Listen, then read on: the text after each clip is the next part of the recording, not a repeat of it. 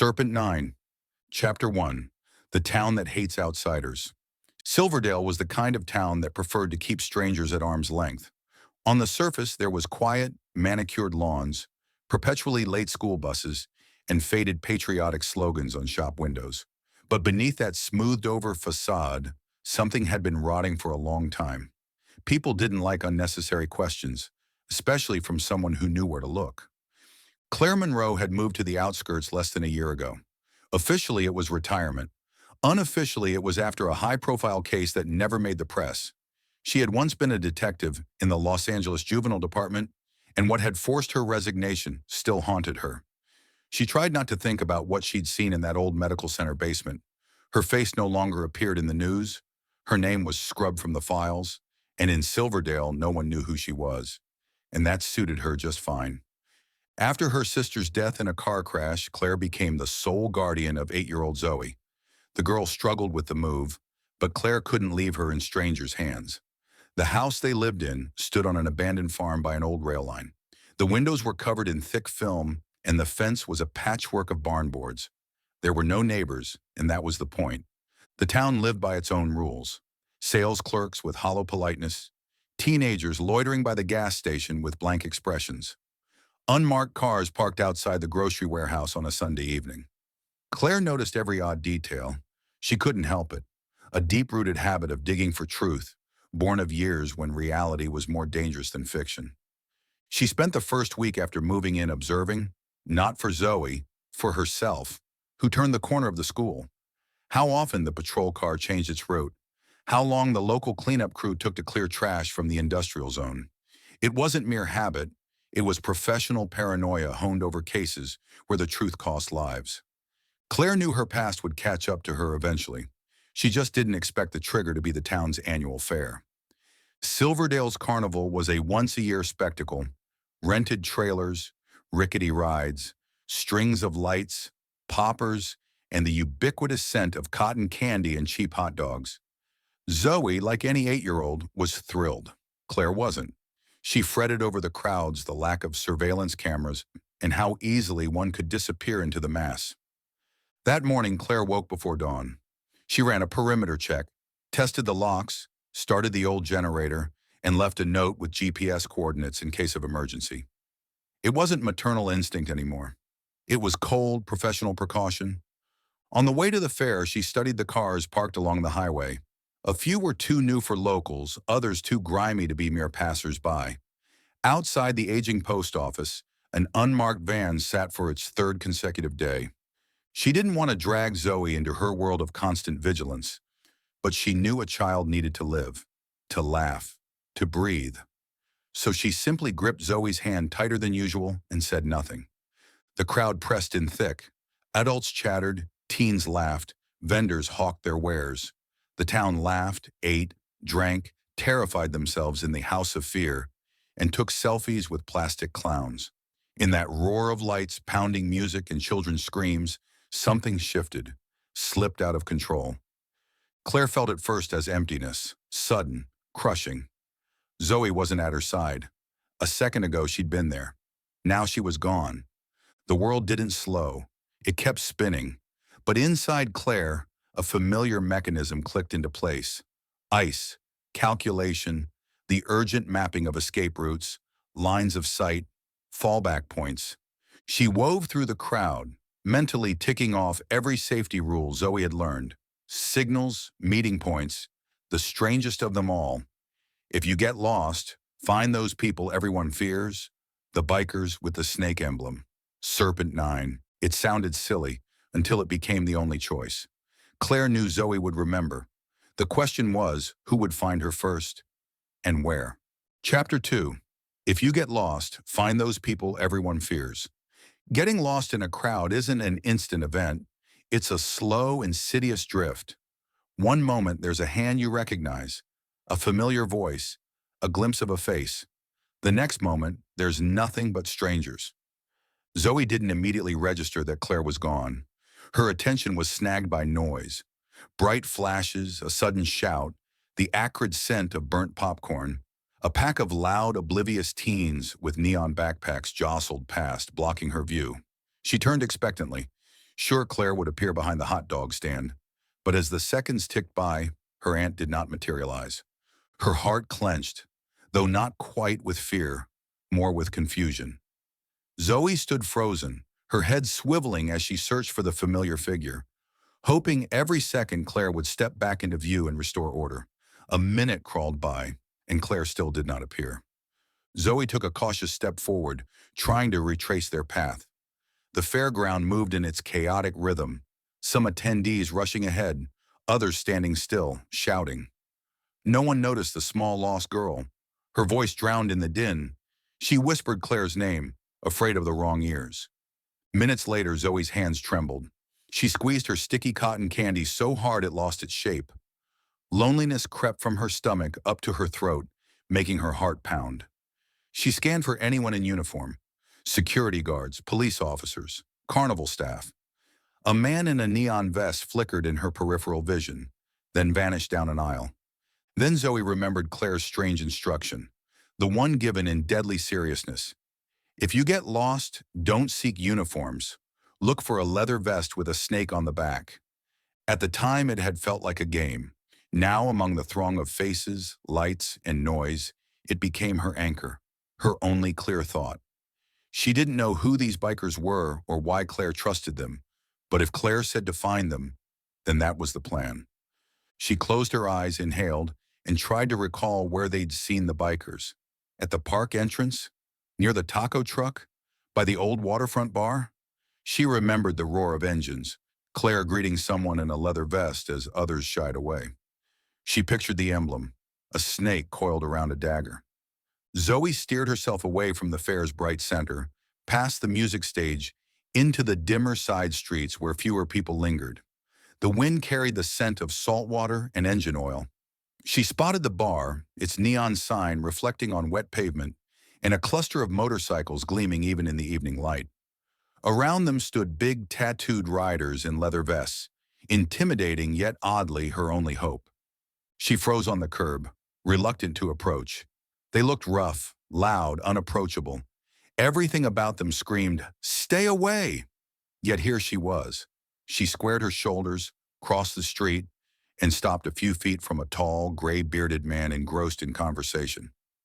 Zoe tugged his vest silently once, then again. He turned frowning until he saw the lost child. His expression softened instantly, shifting from annoyance to concern. Her voice quivered, but she recited everything Claire had drilled into her. Name, fact, symbol. The man listened, nodding, then gave a sharp signal. Instantly, the bikers sprang into action, organized, efficient. Radios crackled, a map unfolded. One of them offered Zoe another ice cream. Within moments, they formed a protective circle around her, then dispersed in the direction of the fair.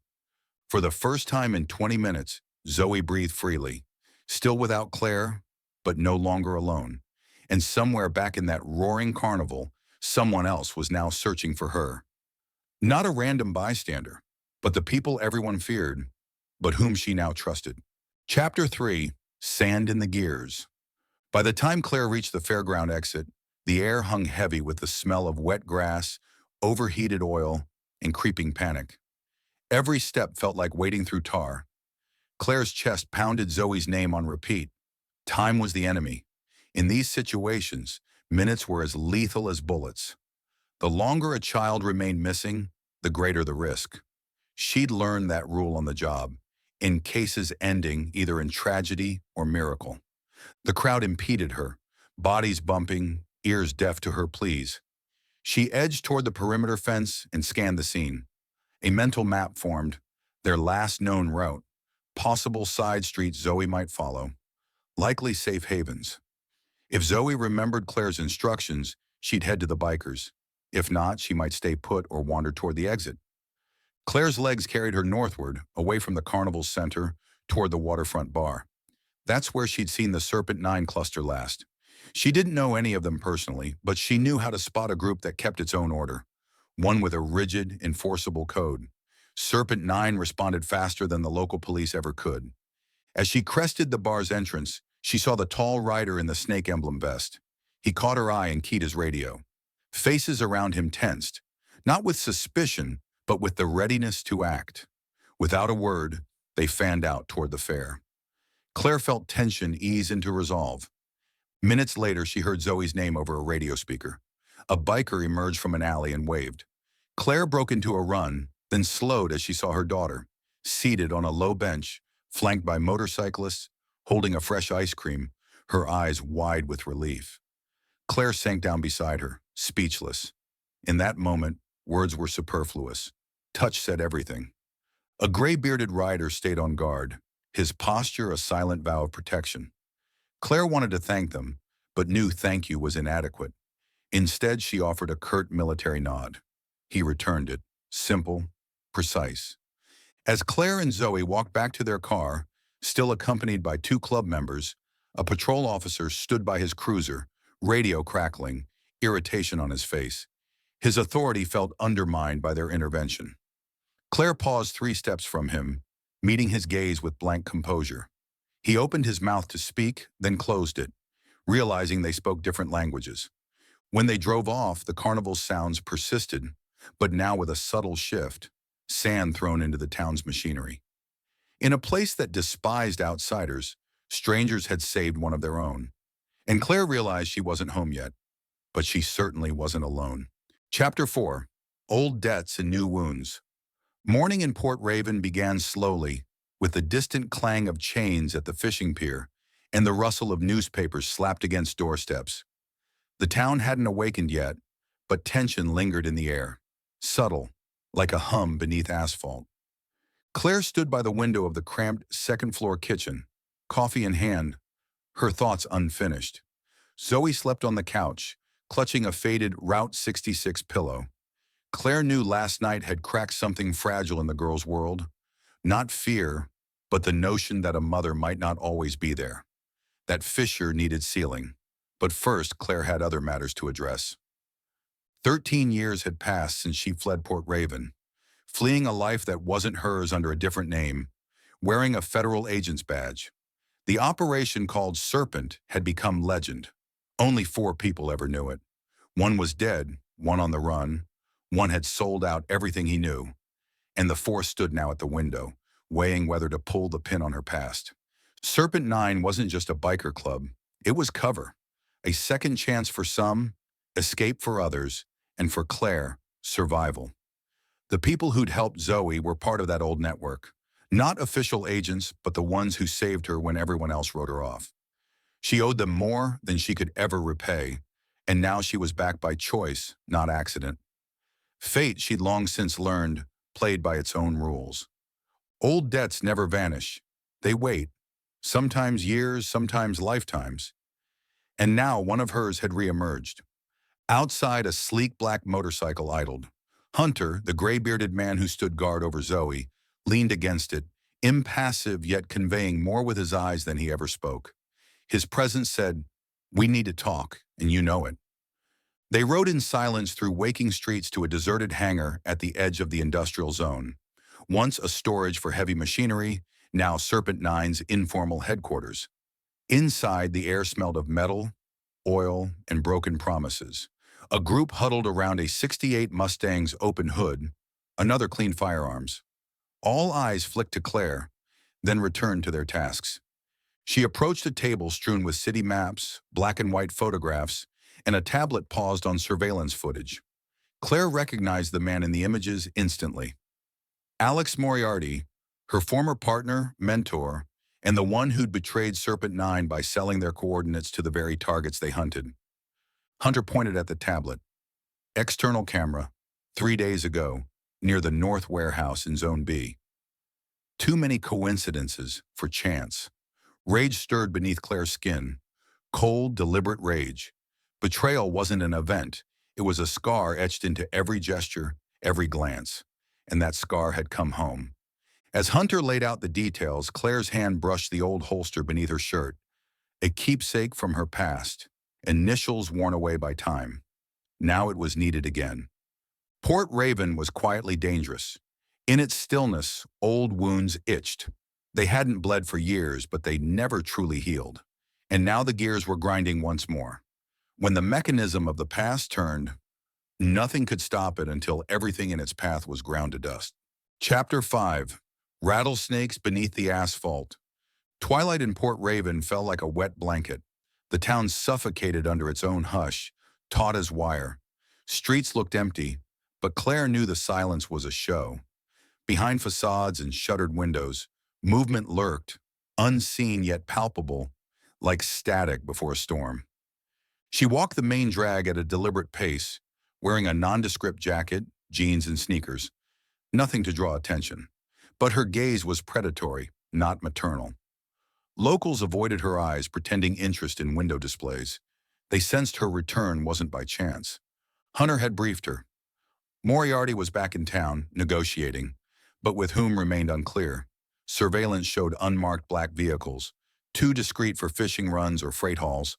Such cars came for secrets, not fish. Claire headed west toward the old service tunnel beneath the highway, a known clandestine meeting spot. According to Hunter, Moriarty planned an information drop, not drugs or cash, but data so valuable he couldn't sell it openly. The buyer would pay handsomely for it. The tunnel lay dark and abandoned. Police dared not enter. Once a freight spur, it had been filled in, leaving only concrete bones. In that carcass, rattlesnakes made their home, creatures visible only in darkness. Claire stepped in without a flashlight. Her eyes adjusted. The tunnel swallowed the town's sounds. Only her breath and distant water drips remained. Then a rustle. 3 silhouettes emerged from the gloom surrounding her. She stood her ground, alert. They weren't expecting her. They were waiting for someone else. From the shadows stepped a man whose bearing marked him as leader. Not the biggest, but the most composed. A cigarette dangled from his lips. It was Alex Moriarty.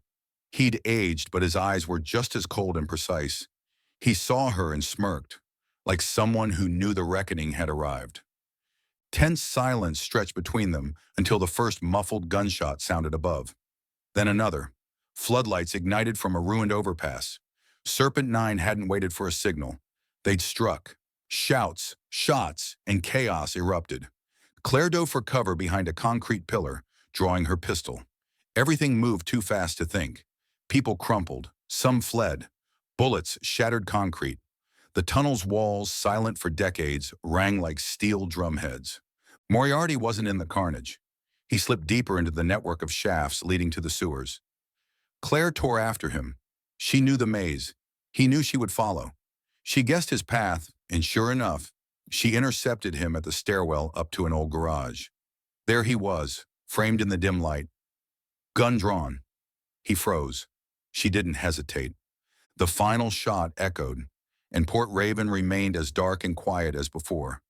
But beneath this asphalt slept fresh shadows, and one old serpent no longer stirred. Chapter 6. The Streets Remember Their Heroes. After the fair's ordeal, Claire never returned to Silverdale. Phone calls went unanswered. Residents avoided her glance, and Zoe remained quiet, signals all pointing to one conclusion. They no longer belonged there. In a single night, they packed and fled to Port Raven, where Claire once had allies. Here, at least, answers might await. Morning broke without incident. Buses ran on time. Trash bins lined the curbs. People went about their business, unaware that the previous night dozens risked their lives so that this morning might come. Claire sat on the porch of their rented cottage, coffee in hand. In the next room, Zoe slept soundly. No tremors, no midnight cries, just restful slumber, proof that nothing had been in vain. On the table lay Claire's pistol, unloaded, and a nearly blank list of names with most lines crossed out. She left it in plain view. In Port Raven, questions still got answered with a bullet. Beside it lay a box of spare parts, brake pads, valves, tubing, the remnants of Hunter's old workshop. They no longer mattered, but Claire couldn't throw them away. The town felt arrestingly still, not peaceful, but paused, awaiting the next move. Locals steered clear of Claire's gaze, sensing something had transpired. They'd seen black bikes glide through streets the night before. No revving engines, just low headlights and deliberate pace. No cheers, no spectacle. Only a silent procession. At the police station, Lieutenant Ramirez reviewed camera footage, both preserved and accidentally lost, and filed his report in the internal drawer, joining several similar cases. He knew some things were better left unresolved. In the garage that had seemed abandoned days ago, repair work buzzed again. Hunter and an ex-army mechanic welded frames in quiet solidarity. No fanfare, just purpose. On the school bulletin board, someone had posted a stark drawing, a hand marked by a jagged scar, and the words, "I stand because someone took the blow." No signature, no date. No one admitted posting it, yet no one removed it. In the River Diner, two new photographs hung on the wall, one of children in front of the old workshop, the other of grease-stained gloves on a dusty bench. No caption, no date, just images that spoke volumes. Patrons noticed them, but asked no questions. Late that night, Claire found a plain white envelope in the mailbox. Inside was a letter from a federal coordinator. Protection, new documents, government housing out of state. Officially, gratitude for operational stabilization of the region. Unofficially, a way to get her out of here while she lived. The materials Moriarty had planned to sell, route manifests, true identities of Serpent Nine handlers, archives of dissolved cells, had enough value to earn some rewards and endanger others. Claire left the letter untouched. In the kitchen window, Zoe traced her breakfast with a spoon, her shadow cast across the wall. That was worth more than any offer. Here, in this town, Claire didn't have to run anymore. She remembered Moriarty's face, older, still arrogantly sure of himself, and felt hollow rather than angry. That emptiness left behind when the one you trusted most breaks your faith.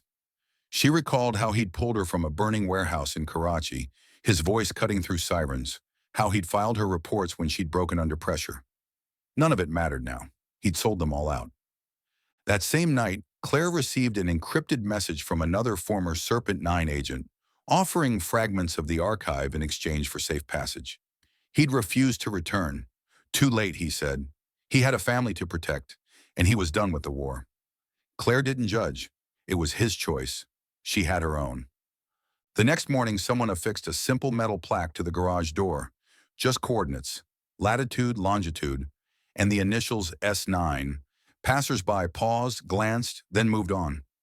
This town erected no monuments, bore no medals, but its streets remembered, and that was enough.